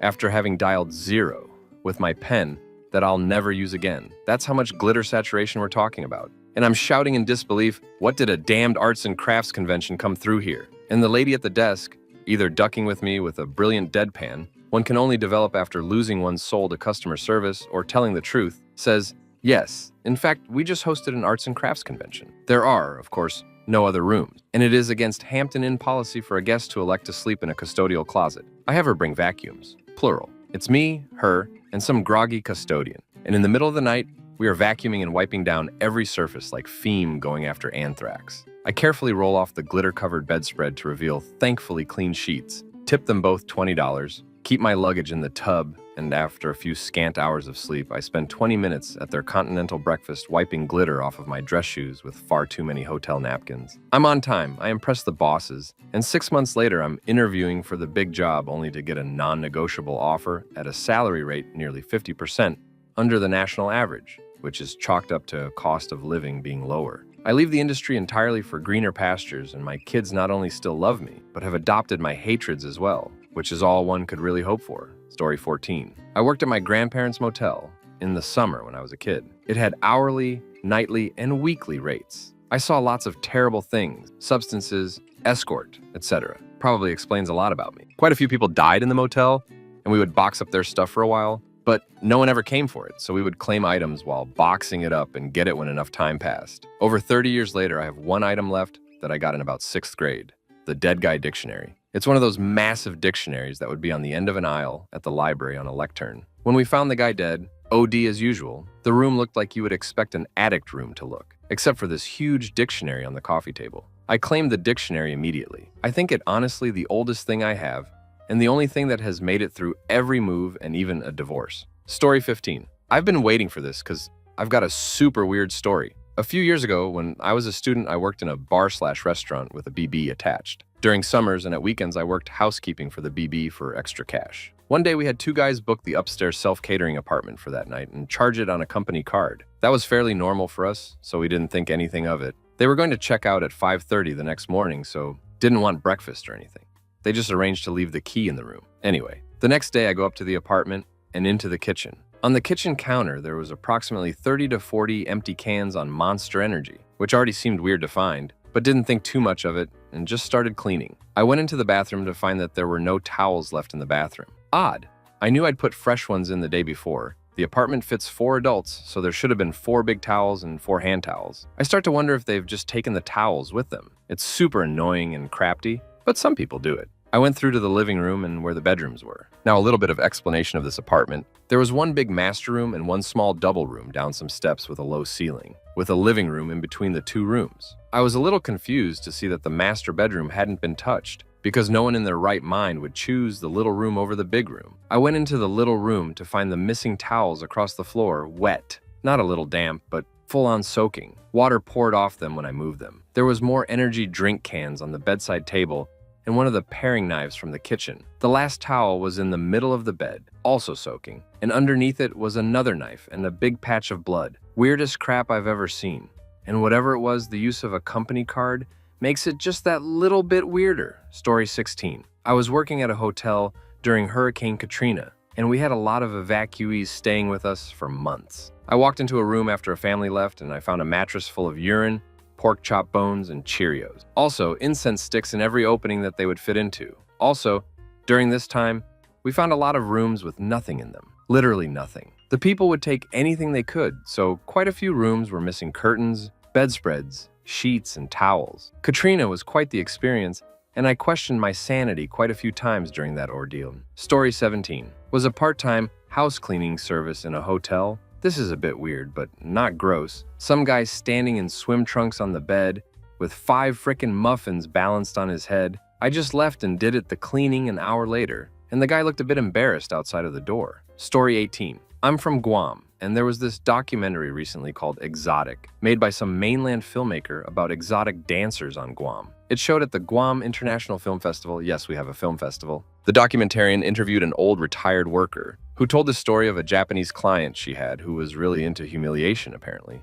So she set up for them to meet at a fancy hotel, which coincidentally is the hotel my mother worked in. She worked front desk when I was a kid. So as I hear this story in this documentary, I keep in mind my mother worked in the hotel at the time. So yeah, this former worker said he was a regular client, and she decided to do something extra for him that crossed professional boundaries. That was standard, she said. Then she brought out a metal chain. She made him crawl to the toilet bowl and wrapped him up several times around in heavy metal chains and many heavy-duty padlocks. And then she just left him. She heard later housekeeping found him just a couple later, and getting him free was like a whole ordeal, because engineering came, managers came trying to figure out how to get him out, and then they had to find a locksmith, but apparently there was only one locksmith on the island at the time who could handle those locks, and he was closed that day. So literally someone had to track him down to his house and explain the situation. So many people in the hotel got involved. Apparently he came several times during the ordeal in his diaper, and he told her it was the best time of his life. I wondered if my mother knew about it, but I have not dared ask her. Story 19. Allow me to make a list. Creepiest, body, most illegal, a notebook containing hundreds of names, socials, and birth dates with notes on whether they work or not for identity theft. This person was arrested by the feds, but the book was left behind. Nastiest, dog poo everywhere, living scariest. A big boa constrictor that a guy snuck into the hotel and then left. The snake was uncaged and worked its way into the vents. Scariest mystery. Blood everywhere on the walls, carpet, and sheets. Called the cops, but nobody could figure out what happened. The room wasn't registered to anybody and no noises were heard. Funniest.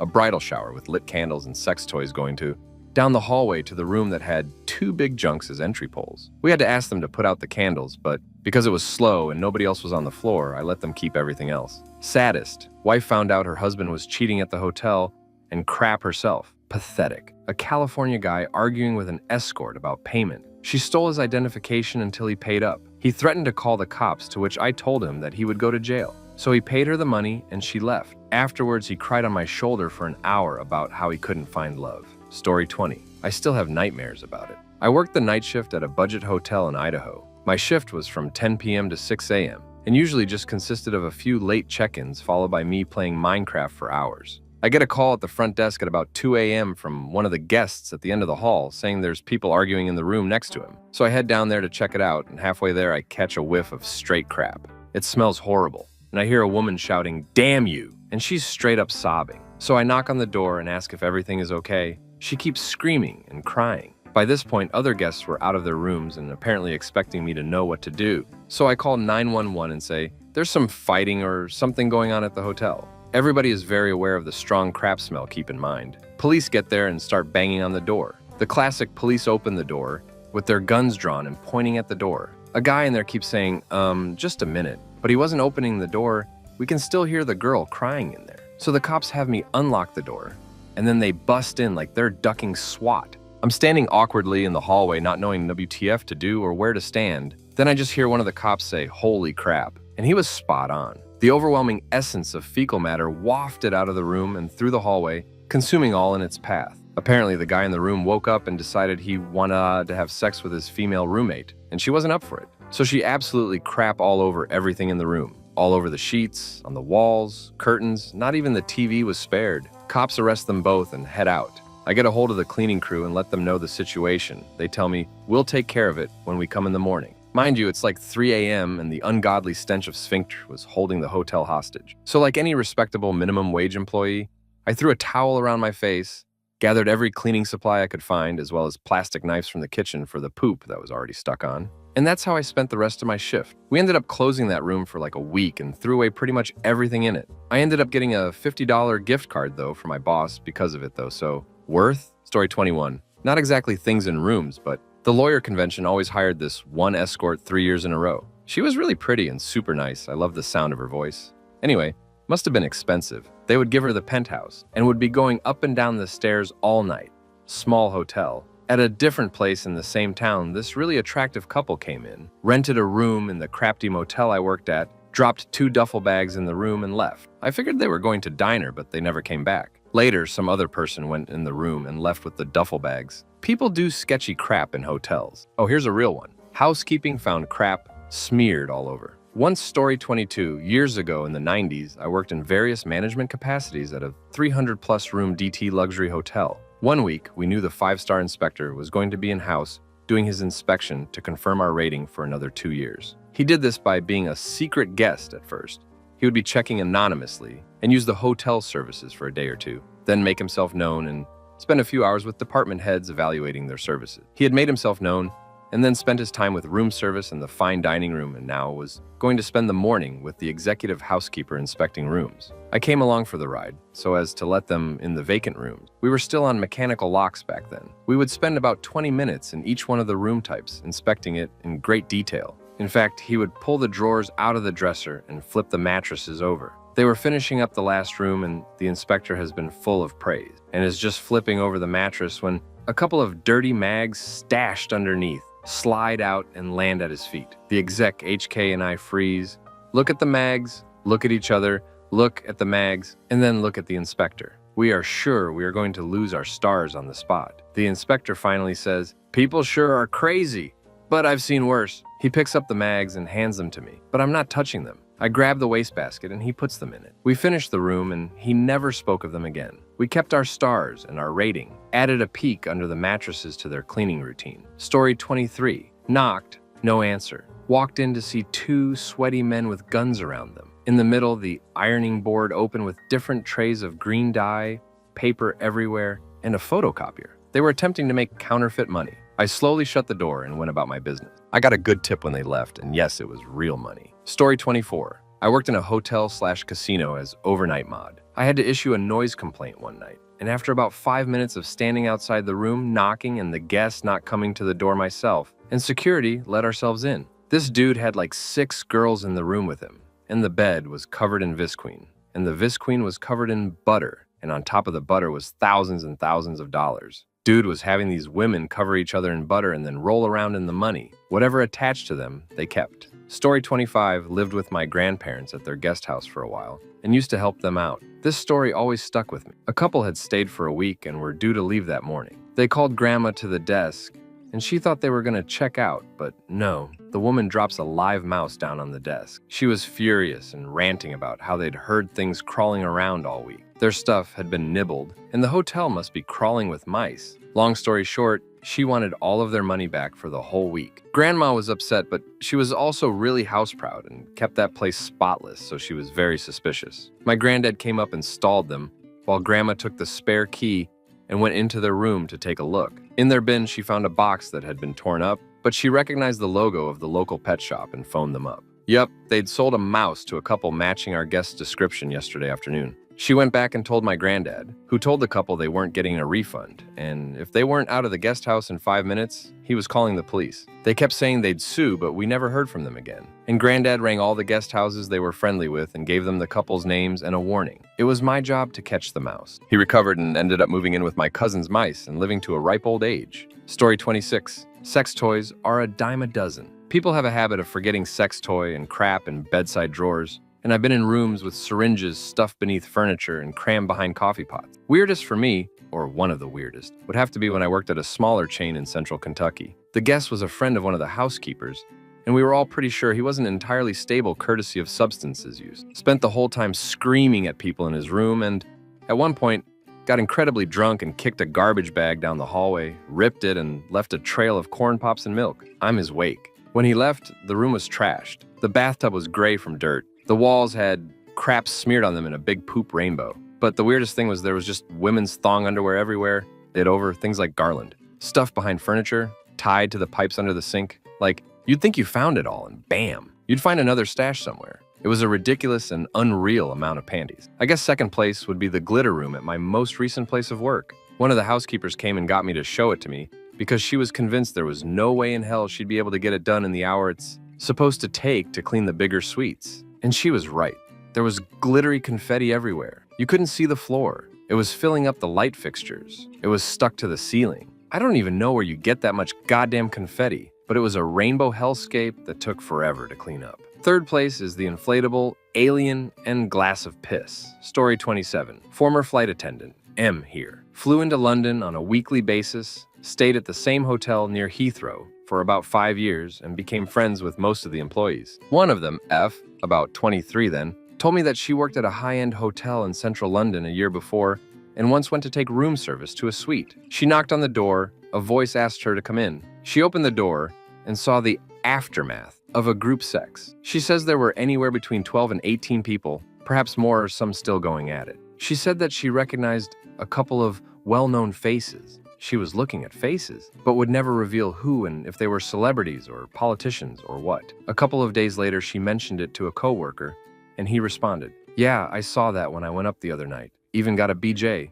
Did you see XX there?" "Yep." And while getting it from another girl, she looked at me and said, "If you tell anyone you saw me here, they're not going to believe you. So I got my tip and left." She did say that the well-known were just 2 there. She had no idea who the rest were. This was late 90s, by the way. Don't know how true the story is, but she seemed very credible when she told me. Story 28. During Christmas time, the hotel I used to work at would host a convention of chess enthusiasts. They'd have tournaments all weekend long. At the end of their convention, they'd all hang out in the lobby, bragging about their various wins and whatnot. Being the Christmas season, we were extremely busy, and these folks were crowding the lobby. Eventually, the manager had to approach them and ask them to leave because we can't have chestnuts boasting in an open foyer. Story 29. I was staying in a hotel on a work trip and came back to find a note that said, "Do the whip, neigh, and bark like a dog," along with a heart-shaped sucker. I thought it was weird and mentioned it over dinner, and the company guy with us freaked and made me tell the front desk and everything. I'd been a blue-collar worker up to that point and was like, "Dude, probably just the maids having fun.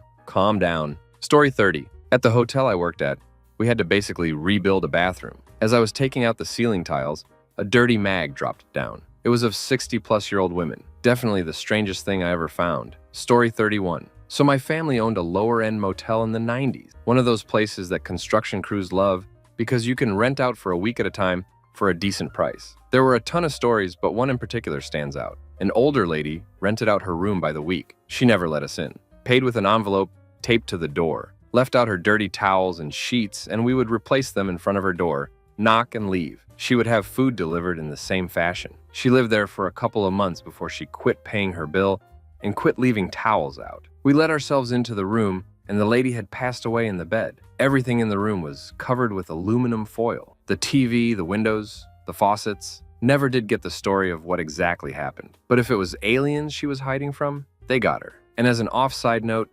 ever sleep on the floor. A ton of people let their kids sleep on the floor to save money. People puke and piss or crap in the strangest places. Just please don't. Story 32. This isn't the strangest thing, as that would be a huge purple sex toy left out by an actress, even though she knew I had to stop by her room to deliver some substances she wanted. I used to be a guest services manager at an extended stay in Vancouver. It was a great job housing film industry people, and my first that wasn't in a restaurant. In 2001, on my first day, 19-year-old me was brought to Charlize Theron's suite to pack it up and move it to another suite so Ashton Kutcher could move in. Charlize was staying longer to finish up some movie, but the suite was already booked for Kutcher to get. I go into the room and quickly started moving what we could with my trainer from the kitchen and living room. I finished it and come around the corner to see my trainer pulling clothes out the dryer, and most of them are tiny undergarments. And when I say most, I mean there was a lot of tongue underwear. I'm surprised and think that's not for us, but he reassures me that we have to and then stops to smell a couple. Since he had that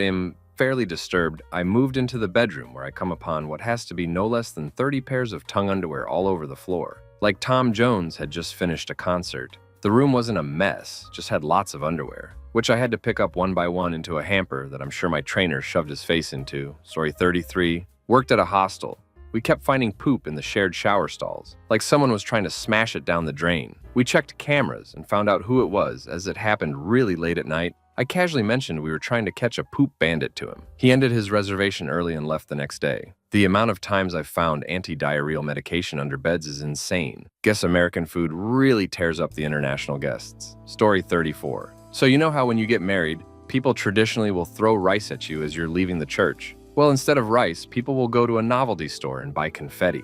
I found little confetti flakes that were shaped as little junks. The funny thing about that, what makes it more funnier, is that stuff was hard to vacuum up because it would somehow find itself scattered at other parts of the hotel. I would be on the other end of the hotel in a closet and would find the same confetti shapes, because they were so small that the debris of them would always be blown scattered in random places. Months later, I would still find pieces of them lying on the floor in other random parts of the hotel. You just can't get rid of them. Story 35. I worked for the front desk of a hotel chain before COVID forced us to close. We had this couple that would rent a jacuzzi suite room every few weeks or so for a weekend to get away from home. They rented a room during Christmas and had their do not disturb sign up, so housekeeping never went in during their stay. I'm sure you're all expecting this to be another sex toy story, but oh no. Our housekeeping staff found a real Christmas tree in the jacuzzi tub in their room that they left. The tub was full of sap and pine needles and took days to clean because we had just run out of goo, gone, and everything was closed. No one had seen them bring in this tree, so my boss checked the security cameras out of curiosity,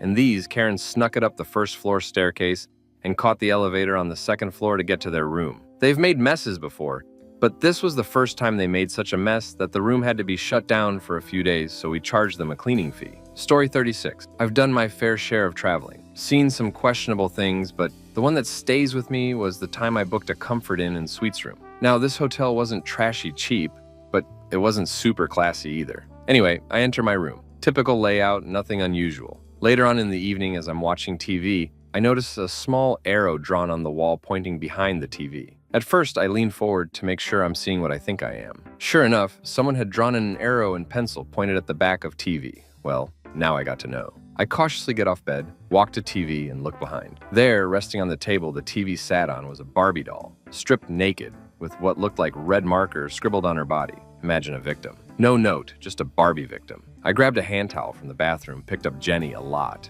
and threw her in the garbage. I never said anything to front desk because I was only staying one night, but I still wonder about that. Was it a demented child prank or a demented adult? Story 37. When I went with my school for the equivalent of spring break in Spain, Calpe, some guys one night partied so hard that they ended up puking inside the bedroom. And someone thought it was a good idea to grab all the clothes that were making a pile and put it on top of the puke to cover the stain and the smell. Next morning, they basically plead for the cleaning lady to clean it. They ended up paying 20 euros or 40 euros to the lady. Story 38. Our hotel had the kinkiest sex shop in town, literally across the street, not even down the street. Take 15 steps and you're wading in butt plugs and stripper heels. Nice hotel. But come on, this is Portland, or people would typically take home what they would use later, but leave the wild stuff there so wouldn't agree with. So we had a lost and found full of latex suits, chains, studded whips, leather chest harnesses. My biggest piece of advice, when cleaning rooms, these rooms specifically,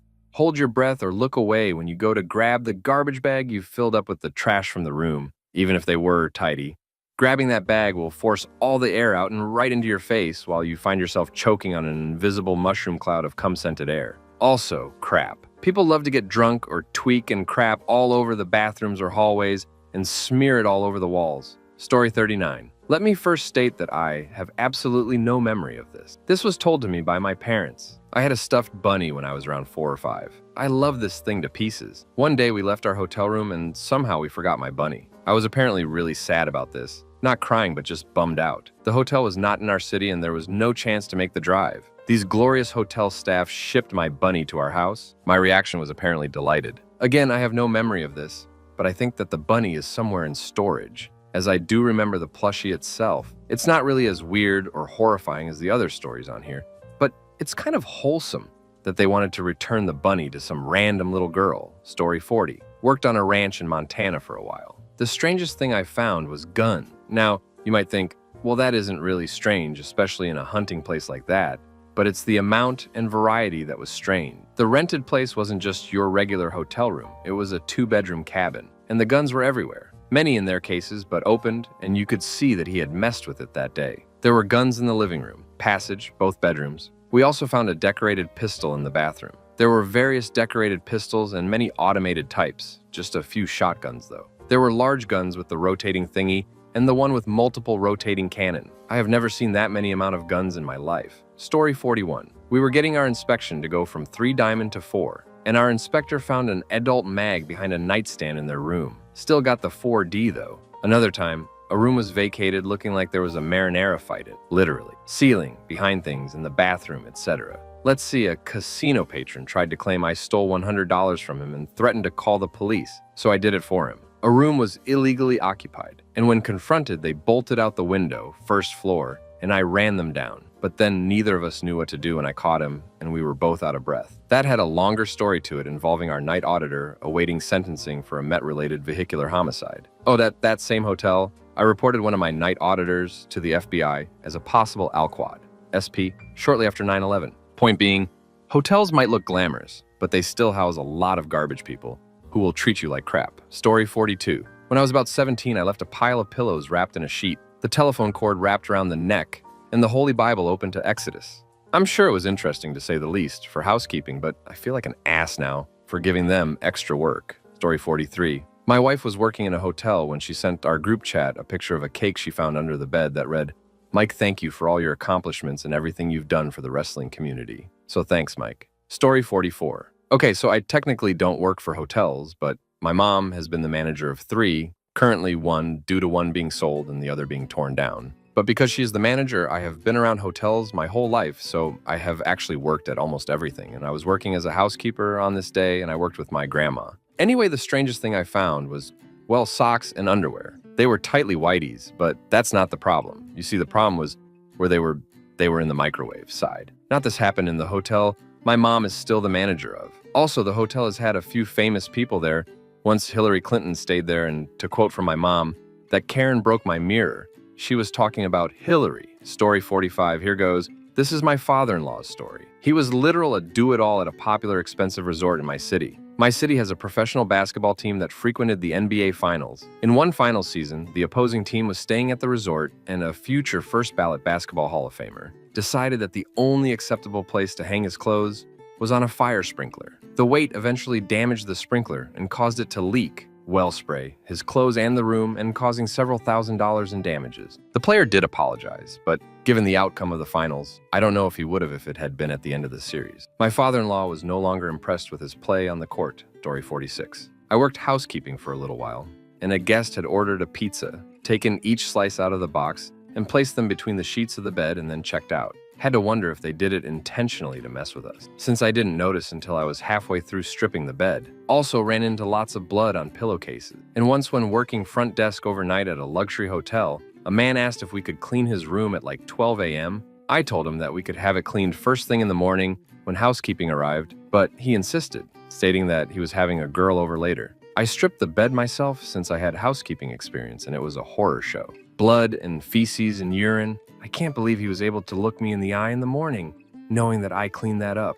Story 47. The morning after Valentine's Day, one of my housekeepers found the bathroom sink with 6 feeder goldfish in the milky, dirty water. 3 were already dead. The 4th died about a week later. I still have the last 2, and when I got a job working at an animal rescue, they loved my story that even my goldfish were rescues. To this day, I still don't really understand what kink involves leaving goldfish to die in the sink of a hotel room in the middle of Mormon-populated Utah. Story 48. Thankfully, I was on break, but I remember a couple calling down saying that they woke up covered in crap because apparently they came back late after going out and immediately laid down and woke up to find crap in the bed sheets. They demanded that it wasn't theirs and that they wanted compensation. This was a large 4-star business hotel with a massive and well-trained cleaning staff. I just kept thinking, wow, one of them crap in the bed and doesn't want to admit it so much that they're saying it was already there before they laid down in it. Like, wouldn't you smell feces in your bed? Super thankful I wasn't the one at the desk. Unfortunately, it was a new and inexperienced assistant manager who just happened to be the mod. Story 49. Worked in front desk mostly night shifts for 7 years now.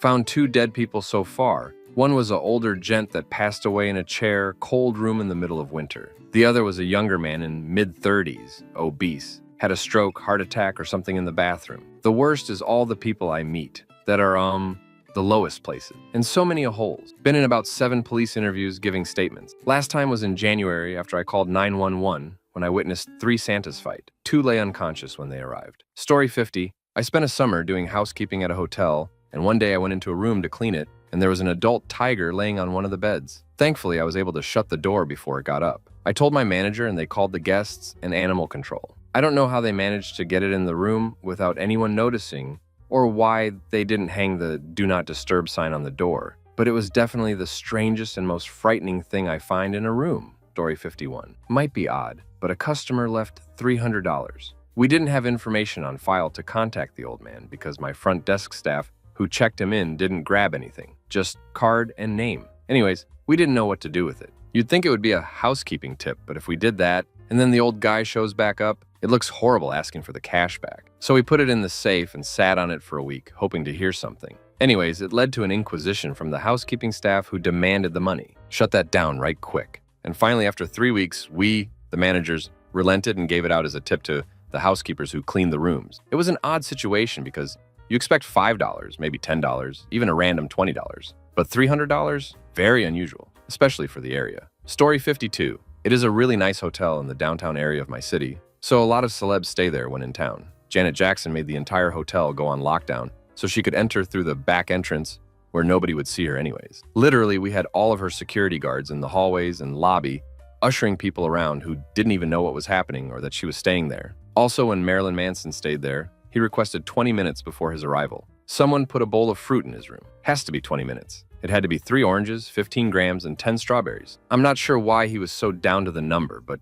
it is something I will never forget, seeing the manager run through the hallway with a bowl of fruit, preparing it for the correct drop-off time. Story 53, front desk agent. We had a report of a plugged toilet in a high-floor suite bathroom and had to get the snake out to retrieve whatever it was. It was my first time working an afternoon shift, and for reference, I've used a regular toilet plunger maybe 3 times in my life, so of course, using a toilet snake was uncharted territory. Well, the senior agent just smirked at me and sent me up. After a few good minutes of trying to get this mystery thing out, I conceded and called up the other agent. He cranked it as hard as he could and finally pulled out a wad of aluminum foil about the size of an apple. Attached to it was a Ziploc bag with a strange substance we guessed might have been black tar heroin. We won't ever be sure, but I've never pulled anything else like that lately. Story 54, pretty, alright apart hotel I was working at. Apartment had been occupied by some Norwegian dudes who were there to party hard, and when checking out they were definitely still a tad high, but in good spirits. Place was left in pretty okay condition considering. The strange thing was 2 giant cartons of eggs left behind. Had been maybe 48 eggs in total, with maybe 10 left. Only shells of a few eggs in the bin. No sign of what had been done with the rest of the eggs. No sign of egging in the street or anything like that. Plus they weren't the type to do that. Just odd. Funniest one was when I knocked a magic bullet from under a sofa with the vacuum and it began to vibrate around the floor.